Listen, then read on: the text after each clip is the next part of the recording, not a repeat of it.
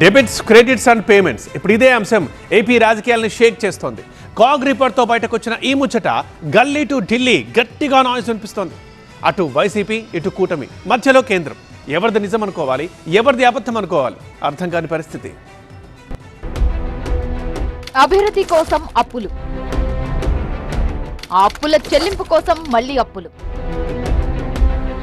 CAG రిపోర్టుపై కూటమి versus YCP. పార్లమెంటులో లెక్కలు చెప్పిన కేంద్రం.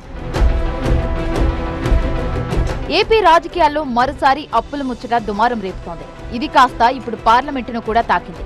2025-26లో రాష్ట్రాలు చేసిన అప్పుల వివరాలు పార్లమెంటులో వెల్లడించిన కేంద్ర ఆర్థిక శాఖ సహాయ మంత్రి పంకజ్ చౌదరి ఈ విషయంలో గత 9 నెలల్లో 56,072 కోట్ల అప్పులు చేసి ఏపీ ప్రభుత్వం 5వ స్థానంలో నిలిచినట్టు ప్రకటించారు.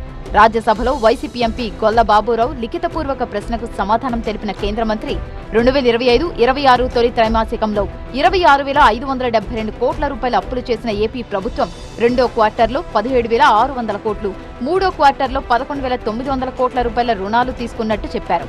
అప్పులు చెల్లించేందుకు మళ్లీ అప్పులు చేశారంటూ సేమ్ టు సేమ్ కాగ్ నివేదికనే రిపీట్ చేశారు.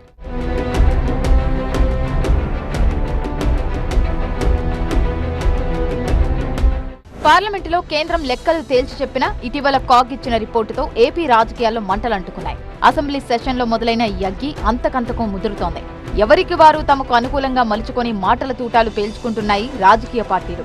అటు అధికార కూటమి, ఇటు వైసీపీ ఎవరికి వారు తమకు తోచిన లెక్కలు చెబుతూ ఇష్యూని మరింత ముందుకు తీసుకువెళ్తున్నారు. అదిగో రాష్ట్ర అప్పులపై అధికార కూటమి చెబుతున్నవన్నీ తప్పులేనని కాగ్ నివేదికతో రుజువైందని వైసీపీ అంటుంటే అంతలేదు. వైసీపీ నిర్వాకం వల్లే రాష్ట్రానికి నేటి దుస్థితి అంటోంది కూటమి. అప్పులు చెల్లింపు కోసం మళ్లీ అప్పులు చెల్లిస్తున్నామంటోంది. 2024-25లో ఏపీ అప్పు మొత్తంగా 5.68 లక్షల కోట్లుగా తేల్చిన కాగ్ 2026-27 బడ్జెట్ అంచనాల్లో అది 7.11 లక్షల కోట్లకు చేరుతుందని అంచనా వేసింది. రాష్ట్ర స్థూల ఉత్పత్తిలో అప్పులు 36% ఉన్నాయని తెలిపింది. అయితే ఈ విషయంలో వైసీపీ చేస్తున్న విమర్శలకు ధీటుగా బదులిచ్చింది అధికార పక్షం. వైసీపీ అధినేత జగన్ చెప్పిన లెక్కల్ని వరుసబెట్టి తప్పుబడుతున్నారు రూలింగ్ పార్టీ నేతలు. గత 5 ఏళ్ల ఆర్థిక విధ్వంసానికి కాగ్ నివేదికే సాక్ష్యమని చెప్పారు మంత్రి పార్థసారథి. 5 ఏళ్ల పాటు జగన్ చేసిన అప్పుల కారణంగా ఇప్పుడు ఏడాదికి రాష్ట్ర ఖజానాపై 71,800 కోట్ల భారం పడుతోందని ఆరోపించారు. గత ప్రభుత్వ విధానాల కారణంగా బ్యాంకులు అప్పులు ఇవ్వడం మానేశాయన్నారు మంత్రి. వడ్డీలు చెల్లించడానికి మళ్లీ అప్పులు చేస్తున్నామన్నారు. గత సర్కారు నుంచి 9 లక్షల కోట్ల రూపాయల అప్పులు వచ్చాయన్న మంత్రి వైసీపీ నేతలు బాధ్యత లేకుండా మాట్లాడుతున్నారని విమర్శించారు. ప్రభుత్వం 9,74 కోట్లని వారసత్వంగా వచ్చిన అప్పులు నెత్తిమీద వేసుకుంటమే కాకుండా జగన్మోహన్ రెడ్డి గారు చేసిన అప్పులకి, వడ్డీలకి 71,881 కోట్లని ప్రతి సంవత్సరం కూడా చెల్లించాలి. గత ప్రభుత్వం అధికారంలో ఉన్నప్పుడు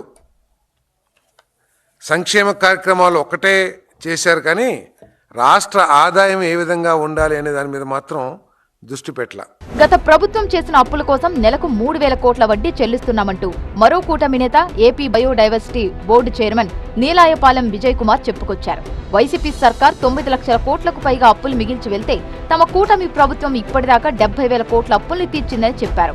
కాగ్ నివేదికను వైసీపీ నేతలు తమకు అనుకూలంగా మార్చుకొని తప్పుడు ప్రచారం చేస్తున్నారని మండిపడ్డారు. జగన్మోహన్ రెడ్డి లాంటి వాళ్ళు అప్పులు చేస్తే ఆ అప్పుల్ని ఇప్పుడు వాయిదాలు లెక్కన కడుతున్నాం, వడ్డీ లెక్కన కడుతున్నాం. ప్రతి నెల జగన్మోహన్ రెడ్డి గారు చేసిన అప్పులకి 3,000 కోట్ల రూపాయలు, అటు ఇటుగా 3,000 కోట్ల రూపాయలు ప్రతి నెల వడ్డీ కింద కడుతున్నాం. మొత్తానికి వైసీపీ అలా, అధికార పక్షం ఇలా. కాగ్ నివేదిక చుట్టూ పొలిటికల్ నిప్పు రాజుకుందనే చెప్పాలి. అసెంబ్లీ సమావేశాలు ముగిసినా ఈ కహాని కంటిన్యూ అవుతూనే ఉండటం దీనికి నిదర్శనంగా చెప్పొచ్చు. మరి కాగుతున్న కాగ్ లెక్కల అంశంపై అధికార పక్షానికి వైసీపీ నెక్స్ట్ రియాక్షన్ ఎలా ఉంటుందో, తదనంతరం పరిణామాలు ఎటు దారి తీస్తాయో చూడాలి.